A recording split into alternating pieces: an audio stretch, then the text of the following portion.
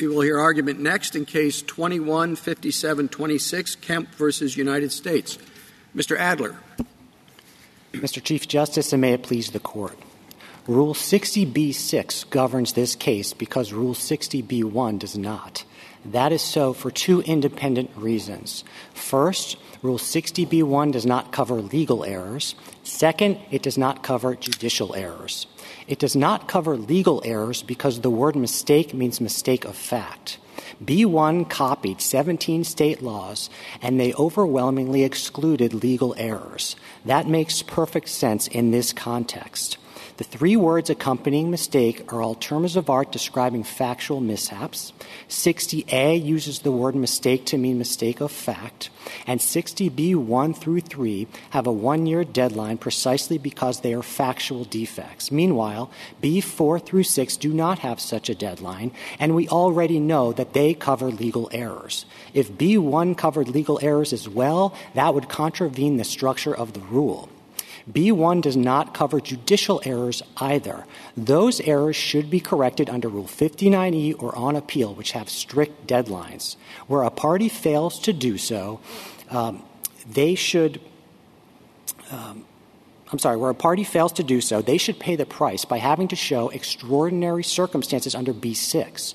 B-1, however, requires no heightened showing at all. So if B-1 covered judicial errors, people could use B-1 to get around the deadlines, and that regime is not sound. Neither is the government's definition of mistake.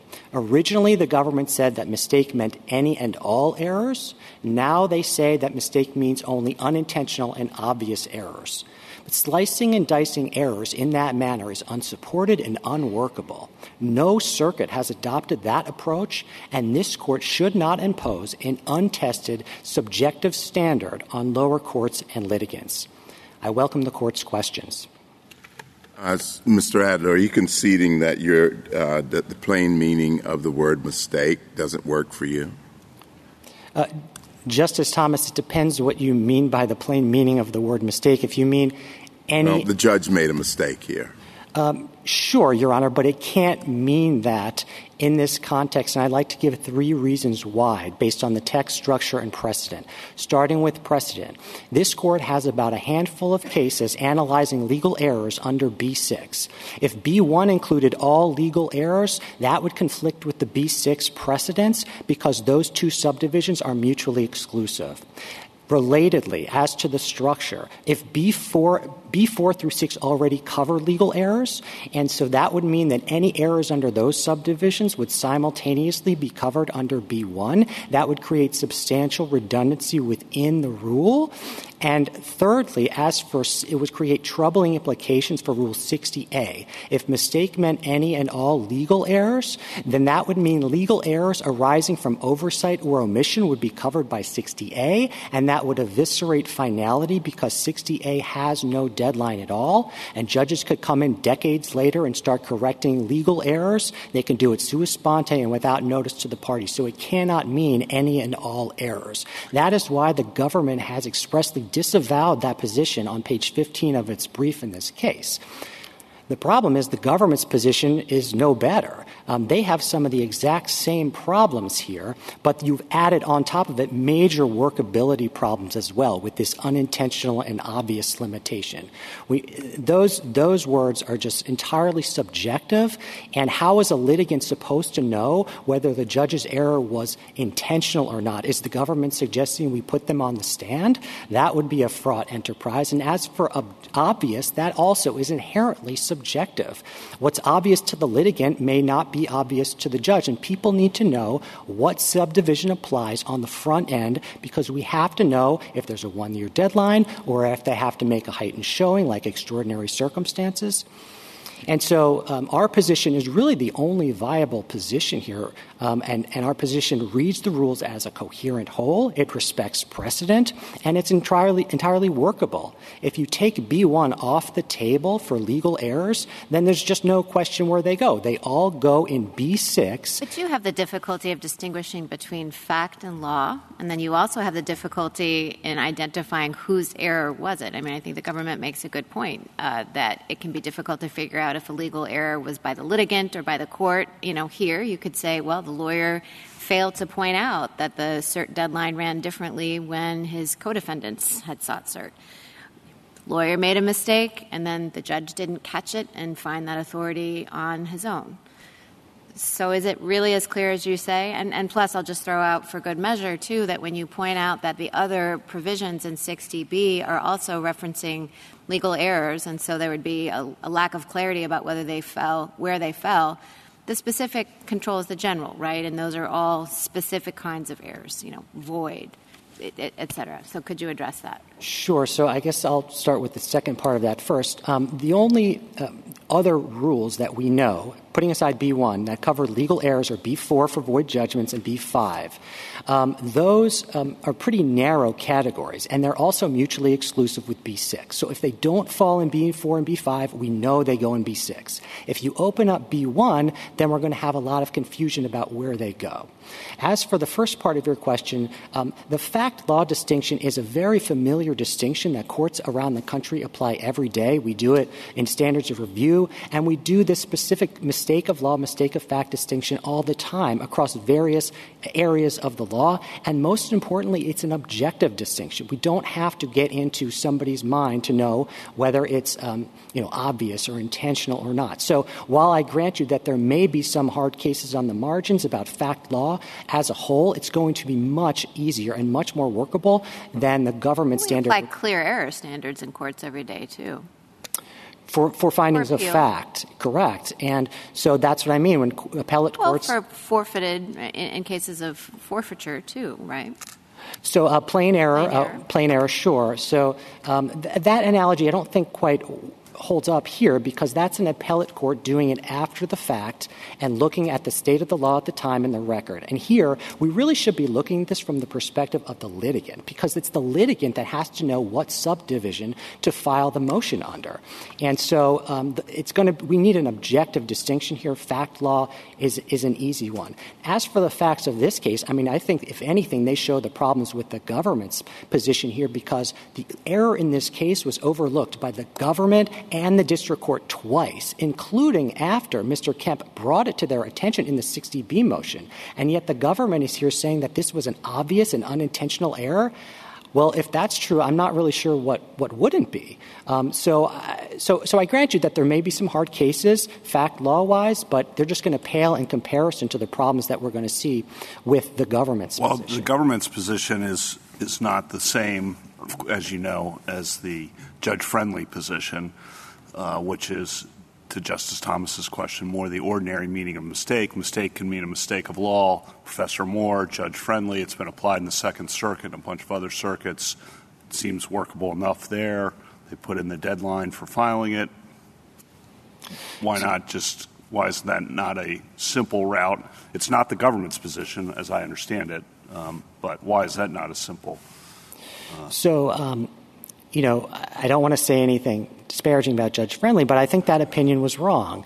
And it didn't conduct a textual analysis. It didn't conduct a structural analysis of the rule. It was part of a line of 1960s opinions by the courts of appeals that basically said, well, we need a mechanism for district courts to correct their own errors. But what they overlooked was that 59E provides that exact mechanism. Right. There's definitely overlap then. I grant you that. But it's been the way it's been interpreted. And there's going to be redundancies here. A lot of our usual canons are not going to be able to solve all the problems that are going to be created no matter which interpretation we adopt. But it's been workable in the Second Circuit and several other circuits for a long time. And it's not surprising that Judge Friendly may not be very familiar with mistakes of law. Very well, Your Honor. I can think of at least 3 decisions we've written. One in the patent case that I think the footnote, which was pretty interesting, and Justice Kagan wrote a decision. I wrote it. Why do we have to keep writing these decisions if it's so clear? Maybe we just make it worse. But I mean, the decision between fact and law, it seems to me they're always coming up, and it's actually not so easy. Sometimes it is. And then the argument the other way would be we're going to have that problem. And, I'm sitting there as a trial judge, and I actually got confused between shifting and springing uses. And at the end of the case, I think, oh, my God, I should have said shifting use. It was not a shifting use. It was a springing use. Oh, my goodness. And I can't say it's major, but I'd like to correct it right now. All right? Matter of law. So what they're saying, look, the judges do make mistakes. Give them a quick chance to do it, even if it's one of law. Call it to their attention. And 6 of one, half a dozen of the other, because we have problems both ways. Justice Breyer, the judges have that authority under Rule 59E. That's what Rule 59E is for. They might not know it until actually 3 months later, because they do not read every night the shifting, springing use section of the American law of property, and then they realize. Well, and let me just add one thing to Justice Breyer's hypothetical. Let's say that the shifting, springing thing comes to light after the Rule 59 deadline has passed. What's the extraordinary circumstance that justifies fixing it? I mean, maybe just a regular old error, and we'd like to fix it without having to show a heightened standard. Well, I really think the onus is going to be on the parties there to file the motion under 59E or to file an appeal. That's how legal errors get corrected in our system. And our position respects those primary mechanisms for doing that and their deadlines. If you miss those deadlines, if you miss the 59E deadline, if you miss the appeal deadline, then you've got to show extraordinary circumstances. Otherwise, those deadlines really don't mean anything. What about the six? I don't want to interrupt. You have more? Yeah, please, Your Honor. What about the 60B1 that the courts have imposed a deadline, saying reasonable time means within 30 days or 60 days or what have you? Sure, Your Honor. So, number one, that solves that problem. Well, it doesn't solve the 59E problem because I agree. Total overlap. So you come in on day 50. Is there a problem from that? I mean, this is a Rules Committee question more than a judicial question. But I'll just ask you: is there a real world problem from the Second Circuit's approach with the overlap plus the time limit on filing the 60B1? So I just think it doesn't make sense of the rules as a whole because, first of all, now that the 59E deadline is 28 days and most appeals the deadline is 30 days, it's not really accomplishing anything. It's a weird 2-day. Yeah, it's not doing anything. So the other thing is that, it just doesn't make sense to have a non-extendable 28-day deadline for 59E if you can just come in on day 29 using another rule to do the exact same thing. That's just not a coherent system. That's not reading the rules in harmony. Counsel, the rules are in harmony because it's not that you have a year to bring a 60B1 motion. You have to bring it within a reasonable time up to 1 year. And so if you could have brought it under 59E, a court is going to ask, or on a direct appeal, a court is going to ask, bringing it after that time passed, is there a reason for that? If there's not a reason for that, here the reason would be my attorney, the government, the court, we're all incompetent, and I'm the only one who did it, and I'm pro se and didn't have time. I believe most judges would say, you're right. I made a mistake and grant it to you. But I want to go to the more important question. The circuits are all over the place. Only the 5th and 10th go the government's way with an obvious legal error. As Justice Kavanaugh pointed out, the 2nd, 6th, 7th, and 11th call it any legal error. I'm really not sure what the difference means or why. What I am concerned about is those circuits that permit 60B6 motions when there's been a change in law or an intervening change in the law that renders the initial judgment based on overruled or changed laws. We've even done it in Buck under 60B6. How do we write this opinion to avoid barring that? Meaning, do we have to write it the 2nd, 6th, 7th, and 11th way, or the 5th and 10th way? But how do we avoid opining on that inadvertently? Because it can't be all legal errors, the way the government suggests that are obvious or not obvious. So how do we write this? I know we're asking you to rule against yourself, but I think it's important to Well, that's what I was going to say. I was going to say that I think that's a question for the government, because the whole reason they've come up, I think, with this unintentional and obvious definition is to get around as many of this Court's B6 precedents as they can, which concern subsequent changes in the law. There's at least four. But that's logical, isn't it? You can't anticipate subsequent changes in law, and that's what 6B6 is about. So I'm asking you to take a position contrary to your interests, but to save something that makes sense. So how do we write it? I think the only way to write it is based on the government's definition of unintentional and obvious is what mistake means, and I don't see how the Court can write that opinion without throwing the lower courts and litigants into complete chaos. While the Fifth and Tenth Circuits have this obvious limitation, no circuit has this intentional limitation, and that's the really big problem here. And in addition to the administrability problems, it's contrary to this Court's decision in Liljeburg, which was a classic unintentional oversight, yet this Court analyzed it under B6, and it would also render language in 60A superfluous. If mistake by definition included unintentional oversights, then the oversight or omission language in 60A would be unnecessary. So I think that's the only way to write the opinion, to preserve those other 60B cases, but I don't think it's a viable option for the Court here. I share Justice Sotomayor's concern about the 60B6 being preserved for subsequent changes, but in the Second Circuit, presumably, but correct me if I'm wrong, and in those other circuits that follow the Second Circuit's rule, presumably 60B1 is available for mistakes of law, but 60B6 is still available for intervening changes in the law that come after that deadline. But correct me if I'm wrong about that. I believe that is correct, Your Honor, but those 60B6 cases, they're going to have to show extraordinary circumstances. Well, a change in the law often tell me what you think extraordinary circumstance means in relation to changes in the law. You know, you're a district court judge and a circuit decision comes out 2 months later. What do you say to that?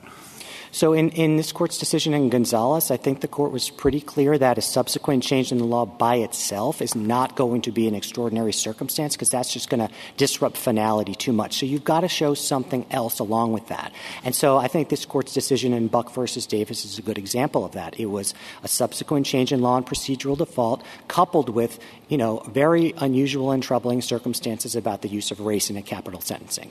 And so I think, that's how we deal with subsequent changes to law. Now, in this situation, we have a legal error that existed at the time of the judgment, and the question there under extraordinary circumstances is going to be, why didn't you appeal this? Why didn't you correct this on appeal? And that's the question that this Court asked in Ackerman and in Liljeburg. And in Ackerman, the Court said, well, you can't show extraordinary circumstances because you made a cost-benefit decision not to appeal this. And in Liljeburg, the Court said, we're going to we think B6 relief is appropriate there because there was no way for you to know about the legal error in time to appeal. And that's exactly the situation here.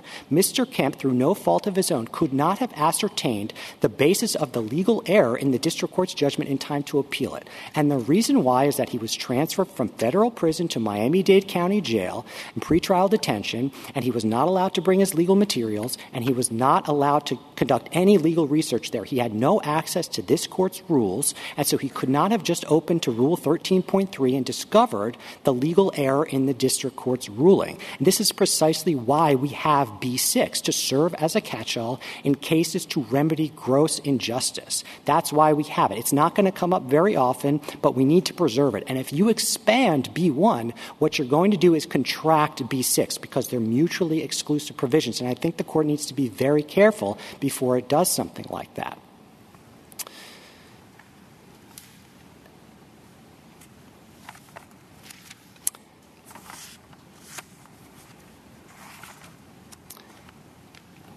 You can proceed with your argument. Thank you, Your Honor. I'm trying to think about where to go from here. So I guess one thing we haven't talked about is the judicial errors. So we have a second theory in this case, which is that even if legal errors are not covered by B1, judicial errors are not either. And the government places the entire weight of its argument on the removal of a pronoun in 1946.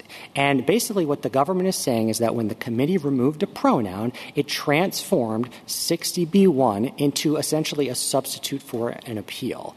And I just don't think that is a plausible take on the history here. But why do you think they did it? To capture mistakes by third parties like process servers, notaries, postal workers, and that's why they did it. And we know that from several sources, not just this court's precedent in Liljeburg, but also the official explanation in the advisory committee note, which explains that they did it to capture mistakes that warranted the supervisory jurisdiction of the courts. And courts don't exercise supervisory jurisdiction over their own mistakes, but rather the mistakes of others. And but the rule doesn't. Nothing on the face of the rule excludes courts. And what about the point I made before, which was a repetition of the government's point, that it can be difficult to figure out whose error it was? It could be categorized as the council's error. It could be categorized as the court's error. So, Your Honor, I don't think that's a difficult distinction when we're talking about legal errors because the district court has an independent obligation to ascertain and apply the law in every case, regardless of what the parties say. And so when there's a legal error, the only question is, well, did the district court commit an error? It doesn't matter what the parties say. As for the text, we rely on the nocitur associis canon for this. The accompanying words all involve things that judges don't do or they don't commit. Surprise, excusable neglect, those aren't judicial actions here. And then, of course, we have our structural argument about respecting the deadlines for 59E and appeal. And so, if B1 did the exact same thing and covered legal errors, then that regime just doesn't work. It doesn't make sense. And there's not going to be any repose in the system when someone fails to appeal. If someone doesn't appeal, then, typically we should require extraordinary circumstances in order to reopen a final judgment. People need to be able to rely on that judgment. But on the government's view, there's not going to be any repose for an entire year. So because all you have to do is come in on a reasonable time and show a legal error and you can reopen the judgment. I just don't think that is consistent with our conception of finality and repose that we typically think of in litigation. Thank you, Counsel. Justice Thomas, anything further? Mrs. Breyer? No? Ms. Barrett? Thank you very much. Mr. Snyder? Mr. Chief Justice, and may it please the Court. Rule 60b-1 gives courts discretion to grant relief based on mistakes. In ordinary usage, that word sometimes refers indiscriminately to all errors. Other times, the word is used in a narrower sense that covers only inadvertent errors. But under either of those definitions, the district court's error here clearly qualifies as a mistake that the court could have addressed through a timely Rule 60b-1 motion. In arguing otherwise, my friend proposes two limitations on Rule 60b-1. He says that it excludes all legal mistakes and all mistakes by judges. There is no possible way to reconcile either of those limitations with the ordinary meaning of mistake, and my friend does not even try. Instead, he stakes his case on the idea that the drafters of Rule 60b understood mistake as a term of art that carried his proposed limitations. But that argument is dead wrong. All agree that Rule 60b was based on Section 473 of the California Code of Civil Procedure, and it was well settled that Section 473 covered mistakes of law as well as mistakes of fact, as Professor Moore explained in his treatise just a year after helping to draft the first version of the federal rules. My friend dismisses that understanding as limited to default judgment cases, but nothing in Section 473 distinguished between default cases and other cases, and the California Supreme Court squarely recognized that Section 473 covered mistakes of law made outside the default judgment context. As to the distinction between mistakes by parties and mistakes by courts, it's true that the original version of Rule 60b covered only mistakes by the movant himself. But in 1946, the rule was amended to remove any textual limitation on whose mistakes could provide a basis for relief. My friend speculates that the advisory committee still silently intended to exclude judicial mistakes, but that speculation has no grounding in the text of the rule. If the committee had wanted to exclude judicial mistakes as a basis for relief from judicial orders, it would surely have said so expressly. I welcome the Court's questions. Mr. Snyder, you argue in your brief, I think, that not every error is a mistake. I don't know what the difference is. I don't know why an error is not a mistake. So, Justice Thomas, there are two categories of dictionary definitions of the word mistake. Some categories do include all errors, and if forced, we would choose that interpretation over petitioner's interpretation. But there's another understanding of error that dictionary is defined as in a way that focuses on inadvertent or unintentional errors. And we think that context suggests that mistake is used in that latter sense here. Most specifically, the words surrounding mistake in 6dB1 all carry a connotation of inadvertence. And so we think it makes sense to read mistake in that inadvertence-focused way as well. Now, my friend has said that would provide a subjective standard that would be incredibly difficult to administer. I think the key thing to remember in thinking through how you would administer that test is that it's the district courts themselves that are applying Rule 60B in the first instance. And no one is better positioned than the district court to say whether the error in the decision that he or she just entered was just an oversight, just something that they completely missed, like the error here, or instead was something that they thought through and just resolved in a way differently than the one the movement would have preferred. Why would we do that? It just seems like asking for a whole lot of litigation about the difference between an obvious mistake. Suppose you interpret the statute one way and then you read some more in response to the 60B motion and you say, I think I got it wrong. Does that qualify as a mistake or not? So if in your first judgment you thought through it, you thought through the issue and just resolved it a particular way, you later have second thoughts, that is something you could address in 59E, but we don't think that comes within 60B1. But if you just missed the relevant subsection of the statute the first time you read it, or it wasn't cited to you and you didn't see it yourself, that would qualify? That's right, Your Honor. We think that makes sense in light of the role that 60B1 plays in this broader scheme. There are other ways that you can raise errors where you just disagree with the decision maker. And so the key... Why is this inquiry worth it?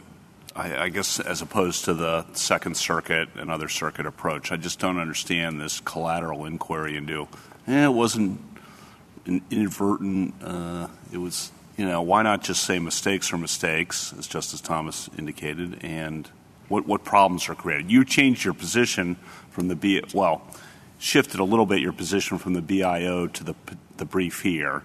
Why? And So I don't think we understood ourselves to be changing our position at all. If you look at page 12 of our op, which is where my friend focuses, our argument was just that the error here is a mistake under any conceivable understanding of that word. And we think that is correct. We didn't say in the op that every possible error would be covered. Okay, but on the broader question, why is it worth doing this rather than just the Second Circuit approach? What problems would be created? So I don't want to suggest that we think there's some huge problem with what you're calling the Second Circuit approach, the approach of treating all legal errors as mistakes. The primary reason that we have argued for an interpretation that focuses only on inadvertent mistakes is that we think that makes the most sense in light of the surrounding words in B1. There's also, to some extent, the concern that Justice Sotomayor was identifying about instances in which a decision is correct as a matter of law when it's entered, and then some subsequent decision comes along from a higher court and results in a change in the law that we don't think it's appropriate in that circumstance to say that the original decision was a mistake. The district court did exactly what it was supposed to. Justice Sotomayor, you were asking about how to address that. Our distinction between inadvertent mistakes and all other mistakes would address that. The other way to do it, if you were going to go with a broader understanding of mistake that Justice Kavanaugh has asked about, would be to say that the focus of that inquiry is on whether it was a mistake at the time the decision was made. And so this court has said time and again that when there is binding precedent of a higher court, the lower courts are required to apply that precedent unless and until it's overturned. So a district court that enters a decision that is correct on the day it's entered has not made a mistake in the sense that we think is relevant here. That would be better addressed under B6. Why not? But look, there are four circuits. It's the same question. But from what we can tell, my law clerks looked this up, the 2nd, 6th, 7th, and 11th say that basically 60B1 authorizes based on relief based on a legal mistake as long as the time to appeal hasn't run. And then my memo says that, looking at this, that the 5th, 9th, 10th, and D.C. circuits have said that some of the legal errors fall under 6b1, fundamental misconceptions or obvious error of law, and you seem to be leaning in the second direction. And so you're saying it doesn't matter, you win regardless. But it seems as if there is a difference of opinion among the circuits, and part of our job is to try to create a harmony, and that's why I have the same question here. You want to do this in it. Why? I mean, just say, yeah, you have extra time if you think you can convince this judge. I mean, you appeal, hey? At least you have 3 judges who haven't considered this yet. You want to do that, or you want to make this judge try to change his mind? Well, good luck. But if you want to, go ahead. So we think that part of the concern about the broader reading of 60B1, and I don't want to overstate this concern, but part of the concern is that 60B1 should not be treated as just a second round of relitigation. So that the district court rules against you, you file a 59E motion. The district court rules against you again, you file a Rule 60B1 motion. We don't think that's the way that... Well, there may be any lawyers who will do that in the absence of inadvertence, et cetera, but if they want to do it, I mean, a judge has twice decided against them, and now he's going to try to get him to change or her to change his mind?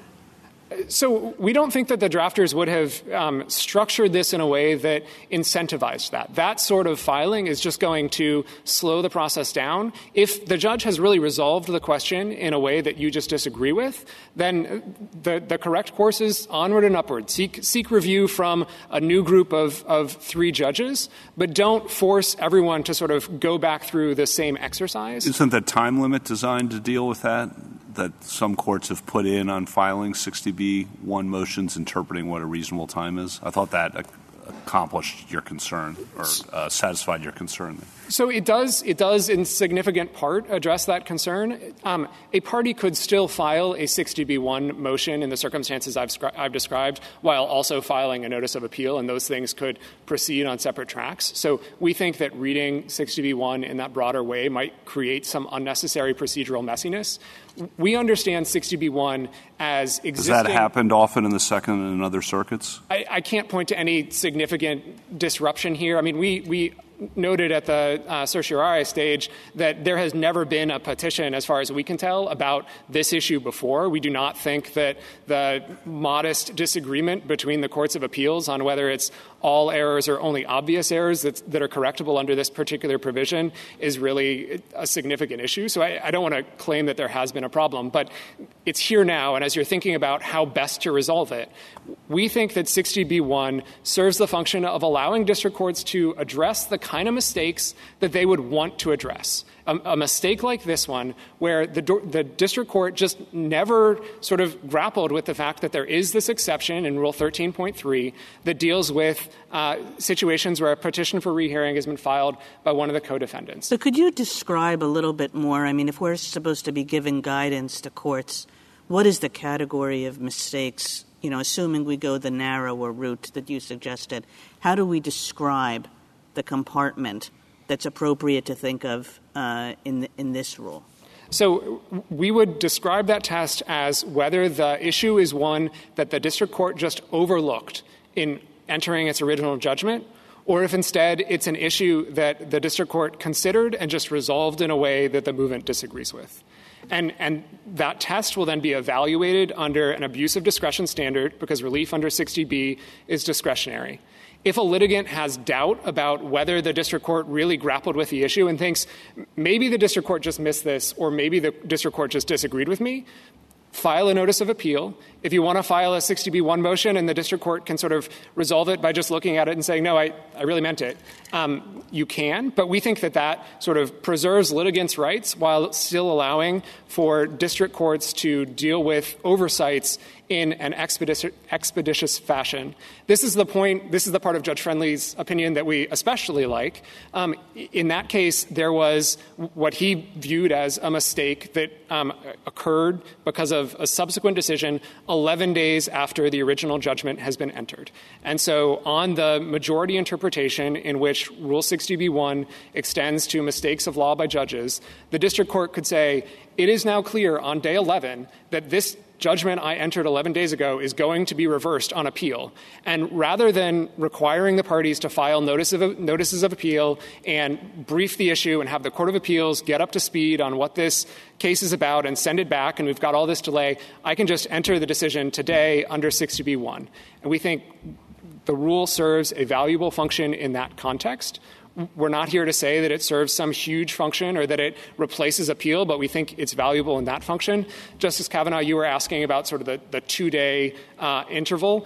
We agree that the rule has less utility after the 2009 amendment to 59E that extended the deadline from 10 days to 28 days. Of course, at the time that 60b-1 was adopted in 1946, there was a larger window.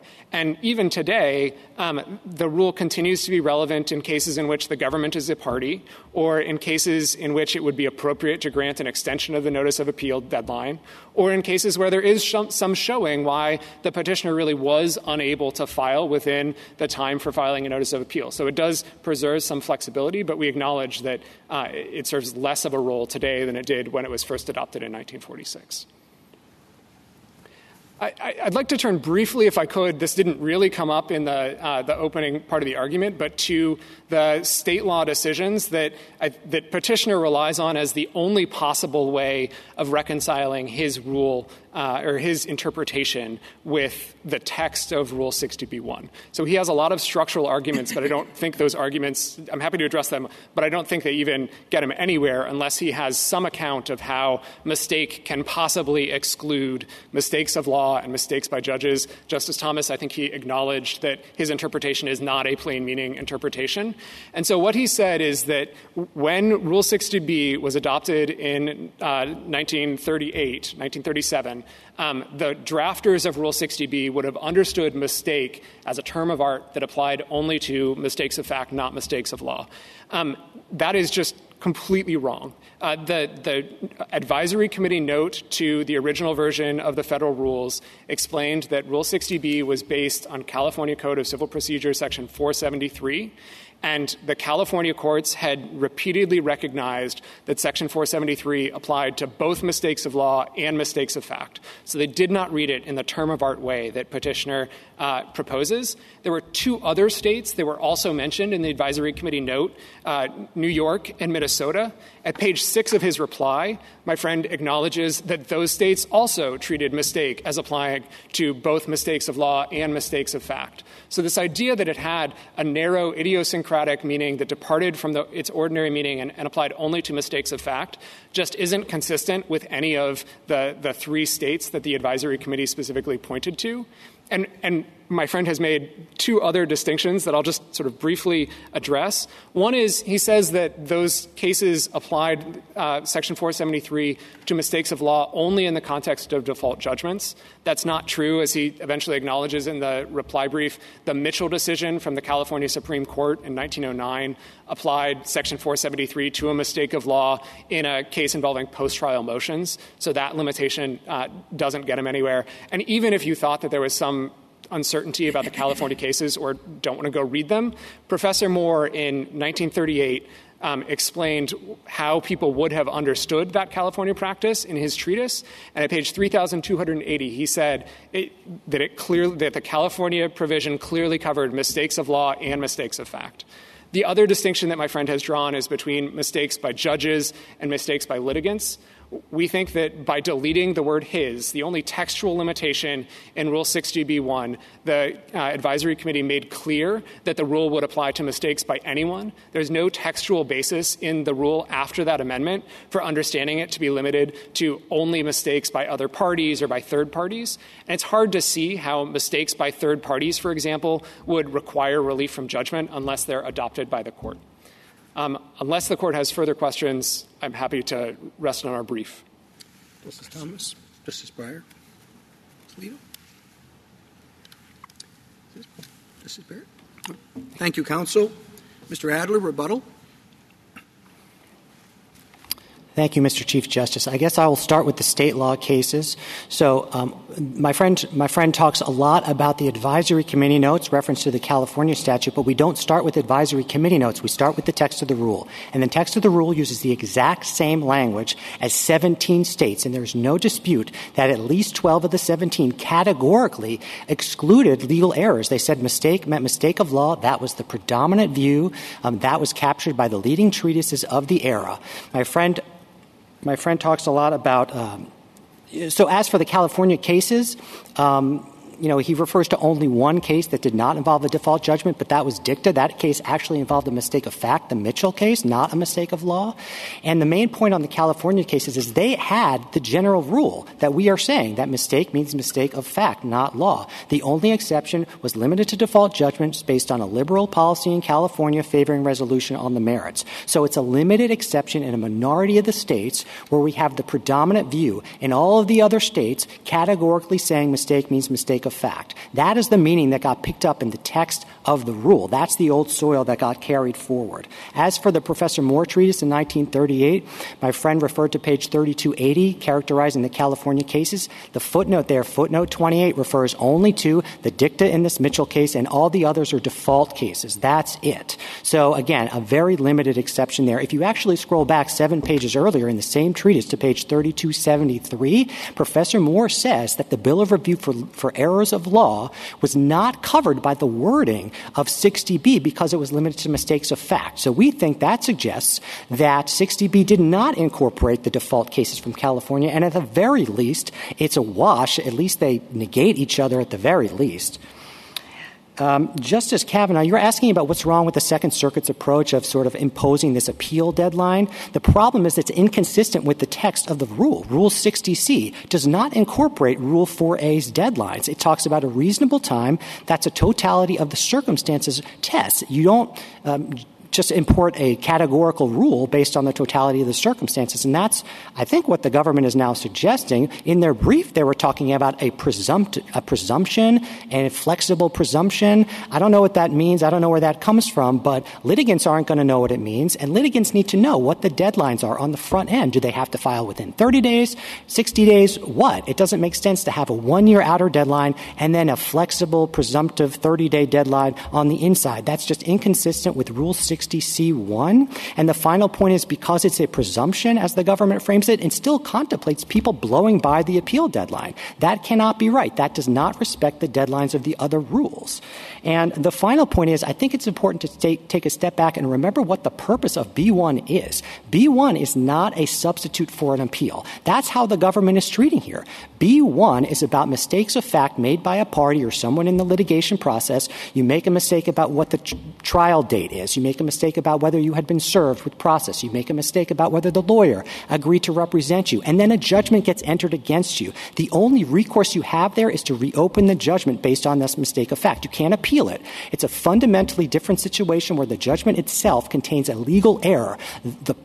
We have appeals for that purpose. And the government is essentially treating 59E appeals as optional. You can blow right by the deadlines. I don't think that is correct. So under our position, the only viable option here is that B1 does not cover legal errors. It doesn't cover judicial errors. Those are covered in other ways. So whichever way you slice it, B1 doesn't cover this case. This case is governed by B6. Mr. Kemp must show extraordinary circumstances on remand to reopen an erroneous final judgment. And that's a very high bar for a reason because it protects finality. Mr. Kemp asks only that he be afforded the opportunity to make that showing on remand. The judgment below should be reversed. Thank you, counsel. The case is submitted.